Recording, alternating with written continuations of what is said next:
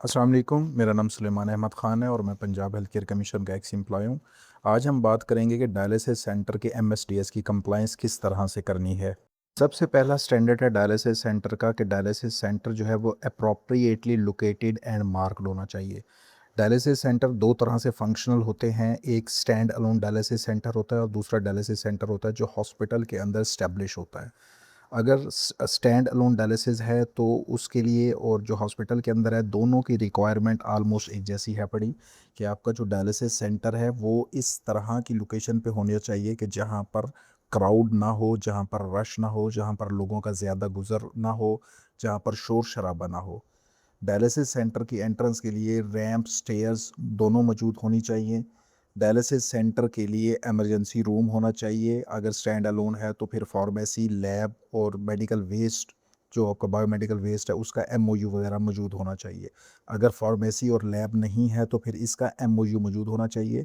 और हॉस्पिटल के अंदर है तब भी डायलिसिस सेंटर जो है वो हॉस्पिटल की इस तरह लोकेट हो कि जिसमें हॉस्पिटल की रूटीन के पेशेंट्स का गुजर वहाँ से ना होता हो। और वहाँ पर आपका डायलिसिस पेशेंट्स के लिए इमरजेंसी रूम अलग से इस्टेब्लिश होना चाहिए। इल्यूमिनेटेड साइन बोर्ड जो डायलिसिस का है वो प्लेस्ड होना चाहिए, जहाँ आपके डायलिसिस सेंटर की एंट्रेंस है वहाँ पर भी और हॉस्पिटल के बाहर भी। उसके अलावा डायरेक्शनल एरोज जो हैं वो मौजूद होने चाहिए। क्लियर जो है वो आपका सर्विसेज जो है वो प्रॉपरली डिस्प्लेड होनी चाहिए कि आप क्या क्या सर्विसेज जो है वो ऑफर कर रहे हैं। रिस्ट्रिक्शन एंट्री ये मौजूद होनी चाहिए कि रिस्ट्रिक्शन एंट्री का साइन आपने या वहाँ पर पब्लिकली आपने लिख के डिस्प्ले करना है कि रिस्ट्रिक्टेड एरिया है पड़ा। और उसके अलावा डायलिसिस सेंटर की टाइमिंग और सर्विसेज जो भी आपकी टाइमिंग है और जो भी सर्विसेज आप दे रहे हैं ये भी क्लियरली आपकी डिस्प्ले होनी चाहिए। स्टैंडर्ड टू जो है वो स्टाफ आइडेंटिफिकेशन के हवाले से है। तो आपके डायलिसिस सेंटर में स्टाफ के आईडी बैजेस मौजूद होने चाहिए। स्टाफ का ड्रेस कोड के हवाले से आपकी एसओपीज़ जो है वो भी मौजूद होनी चाहिए और वो एसओपीज़ की इम्प्लीमेंटेशन भी होनी चाहिए। और जितने भी सेक्शन हैं डायलिसिस सेंटर में, reception, waiting area, procedure room, dialysis room, emergency room, तो ये भी सब क्लियरली मार्क्ड होने चाहिए। वहाँ पर उनकी डोर प्लेट्स जो हैं वो मौजूद होनी चाहिए। स्टैंडर्ड थ्री जो है वो अप्रोप्रिएट और क्वालिफाइड स्टाफ के हवाले से है। डायलिसिस सेंटर को जो हेड करेंगे वो आपके नेफ्रोलॉजिस्ट होंगे। अगर नेफ्रोलॉजिस्ट अवेलेबल नहीं है तो यूरोलॉजिस्ट, सर्जन या फिजिशियन उसको हेड कर सकते हैं। एक इंचार्ज जो है वो इस तरह के 6 सेंटर्स को हेड कर सकता है। उनका वीकली एक विज़िट जो है वहाँ पर मस्ट होना चाहिए। एमओ जो है आपके पास जो होना चाहिए उसका कम से कम 6 महीने का एक्सपीरियंस होना चाहिए। और ये 6 महीने का जो एक्सपीरियंस है वो उनका डायलिसिस सेंटर में काम करने का हो या अंडर नेफ्रोलॉजिस्ट जो है वो काम करने का एक्सपीरियंस हो। नर्स अगर वहाँ पर आपके पास मौजूद है तो नर्स की भी इसी तरह से उसका एक्सपीरियंस होना चाहिए डायलिसिस में काम करने के हवाले से। उसके अलावा टेक्नोलॉजिस्ट या टेक्नीशियन, मतलब नर्स अगर मौजूद नहीं है तो फिर आपके पास डायलिसिस टेक्नोलॉजिस्ट या टेक्नीशियन मौजूद होना चाहिए। ये क्वालिफाइड होने चाहिए, पंजाब मेडिकल फैकल्टी से रजिस्टर्ड होने चाहिए और कम से कम एक स्टाफ मेंबर जो है उसकी सीपीआर में ट्रेनिंग होनी चाहिए। स्टैंडर्ड फोर जो है वो डायलिसिस सेंटर पे एप्लीकेबल तमाम रूल्स एंड रेगुलेशंस के हवाले से है कि डायलिसिस सेंटर की जो मैनेजमेंट है वो फुली अवेयर हो उन पे जो भी लॉज एंड रेगुलेशंस इम्प्लीमेंट होती हैं वो सब रूल्स रेगुलेशंस उनके पास सॉफ्ट में डाउनलोड होने चाहिए या प्रिंटेड फॉर्म में फ़ाइल की सूरत में मौजूद होने चाहिए। और इन लॉज और रूल्स में जब कभी भी कोई अमेंडमेंट आई है तो उसका प्रॉपर एक लॉग बना हुआ होना चाहिए कि किस रूल में कब कौन सी अमेंडमेंट आई थी। और इन लॉज की फिजिकल इम्प्लीमेंटेशन भी वहाँ पर मौजूद होनी चाहिए। स्टैंडर्ड फाइव जो है वो सफिशेंट स्पेस के हवाले से है कि डायलिसिस सेंटर के अंदर reception, waiting area, consultation room, treatment procedure area, dialysis room, water treatment room, toilet, ventilation का पूरा system, electricity backup, fire safety equipments और स्टोर और वेस्ट कलेक्शन के हवाले से डेजिग्नेटेड एरियाज़ होने चाहिए और ये एरियाज़ डायलिसिस सेंटर के अलग से होंगे। अगर हॉस्पिटल के अंदर भी आपका डायलिसिस सेंटर है तो ये सब चीज़ें डायलिसिस सेंटर की उस प्रीमिसेस के अंदर मौजूद होनी चाहिए।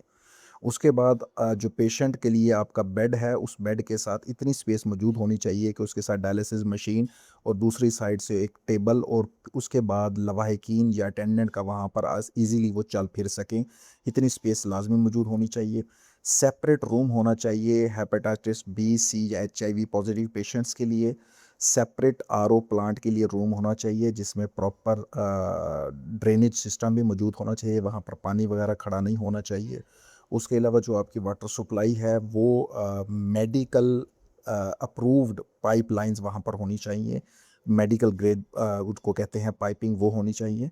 और वेंटिलेटेड रूम होना चाहिए, जिस रूम में जिस तरह से आपको बताया कि RO रूम के अंदर कोई भी ड्रेनेज का प्रॉपर सिस्टम होना चाहिए कि पानी वगैरह वहाँ पर खड़ा ना हो। स्टैंडर्ड 6 जो है वो डायलिसिस मशीन के हवाले से है कि डायलिसिस मशीन जो है वो अप्रूव्ड स्पेसिफिकेशंस की हों। इसके लिए आपको मेडिकल डिवाइसेस एक्ट के अंडर अपनी डायलिसिस मशीनों के ड्रैप के सर्टिफिकेट्स लेने होंगे कि आपकी तमाम मशीनें जो हैं वो ड्रैप अप्रूव्ड स्पेसिफिकेशन की हामिल हैं। स्टैंडर्ड 7 जो है वो हीमोडायाफिल्ट्रेशन मशीन के हवाले से है कि अगर हीमोडायाफिल्ट्रेशन मशीन अवेलेबल है तो उसके लिए भी आपको ड्रैप अप्रूव उसके सर्टिफिकेट जो हैं वो मैंडेटरी हैं, और ये सर्टिफिकेट्स जो हैं ये आपको ड्रैप से या जो आपका सप्लायर है उनसे मिल सकते हैं। स्टैंडर्ड 8 जो है वो डायलिसिस फ्लूइड और सब्स्टिट्यूशन सॉल्यूशन के हवाले से है कि वो भी अप्रूव्ड स्पेसिफिकेशन के हों। तो इसके लिए आपका जो वेंडर है, जो सप्लायर है, जिनसे आप डायलिसिस फ्लूइड वगैरह लेते हैं, उनसे आप ये डिमांड करेंगे कि वो आपको ड्रैप अप्रूव्ड सर्टिफिकेट्स उन चीज़ों के लाजमी दें, और ये आपने अपने रिकॉर्ड में रखने हैं। स्टैंडर्ड 9 जो है वो डायलिज़र रिप्रोसेसिंग मशीन के हवाले से हैं। अगर आपके पास डायलिज़र रिप्रोसेसिंग मशीन मौजूद है तो उसका भी ड्रैप अप्रूव जो सर्टिफिकेट है, वो ड्रैप अप्रूवल का सर्टिफिकेट वो आपके पास मैंडेटरी है, होना चाहिए लाजमी। स्टैंडर्ड 10 जो है वो बैकअप के हवाले से है। बैकअप दोनों तरीक़ों से काउंट होगा। इलेक्ट्रिसिटी बैकअप भी, कि आपके पास इलेक्ट्रिसिटी बैकअप मौजूद होना चाहिए, और उसके साथ आपके साथ डायलिसिस मशीन्स भी वहाँ पर मौजूद होनी चाहिए। अगर आप डिफरेंट कैटेगरी में ऑपरेट कर रहे हैं, जिस तरह से आप पॉजिटिव और नेगेटिव दोनों तरह के पेशेंट्स को ट्रीट कर रहे हैं, तो आपके पास हर कैटेगरी की अलहदा से एक एक्स्ट्रा मशीन जो है वो फुली फंक्शनल मौजूद होनी चाहिए। स्टैंडर्ड 11 जो है वो प्लान प्रिवेंटिव मेंटेनेंस के हवाले से है कि आपका किसी बायोमेडिकल इंजीनियर के साथ MOU मौजूद होना चाहिए। Inventory list of all equipment with PPM plan मौजूद होनी चाहिए। हर मशीन की अलग से लॉग बुक जो है वो प्रॉपरली मौजूद होनी चाहिए, और ये लॉग बुक जो है ये अपडेट होनी चाहिए। अगर आपको ये वीडियो इन्फॉर्मेटिव लगी हो तो काइंडली मेरे चैनल को लाइक, शेयर करें और सब्सक्राइब करें। और PSC के हवाले से अगर आपको किसी भी तरह की कोई भी कंसल्टेंसी सर्विसेज रिक्वायर्ड हो तो आप दिए गए नंबर पर रब्ता कर सकते हैं।